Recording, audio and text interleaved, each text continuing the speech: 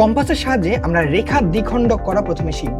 দেখো, একটা রেখাকে দ্বিখণ্ডিত করব শুধু এই কম্পাস দিয়ে কিভাবে, সেটা কিন্তু আমাদের পরীক্ষায় কিন্তু অনেক কাজে লাগে।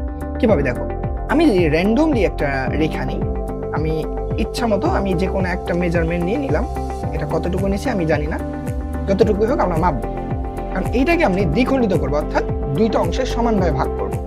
সো এর জন্য যে জিনিসটা করতে হবে, কম্পাসের এই অংশটা, তীক্ষ্ণ অংশটা এখানে বসায় আমরা যে জিনিসটা করব, আমাদের একটা আইডিয়া করে অর্ধেকের থেকে একটু বেশি করে নেব, নিয়ে এই পাশে একটা বৃত্ত চাপাবো, ঠিক সেম ভাবে নিচে একটা বৃত্ত চাপাবো।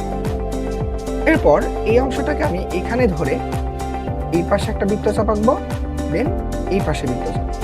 দেখা যাবে দুইটা বৃত্তচাপ দুইটা পয়েন্টে কিন্তু আমাদের ইন্টারসেক্ট করছে, এখানে একটা পয়েন্ট, এখানে একটা পয়েন্ট।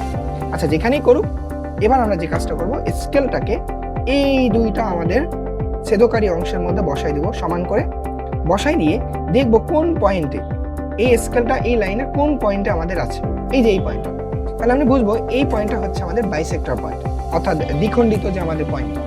দেখা যাবে এই অংশটুকু আর এই অংশটুকু আমাদের সমান। এখন আমরা এটাকে কিভাবে মাপবো? মাপার জন্য আরো একটা তীক্ষ্ণ অংশ আছে, আমরা ওটা ব্যবহার না করে এটা দিয়ে মাপে দেখাচ্ছি। দেখো, আমি যদি এইটা থেকে এই অংশটা দেখি, দেন দেখা যাচ্ছে এইখান থেকে এখানে দেখলে আমাদের সমান অংশে ভাগ হয়ে গেছে।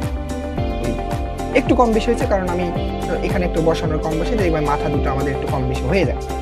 এটা একটু যদি আমি সমান করে নিয়ে নিতাম তাহলে ঝামেলা হতো না।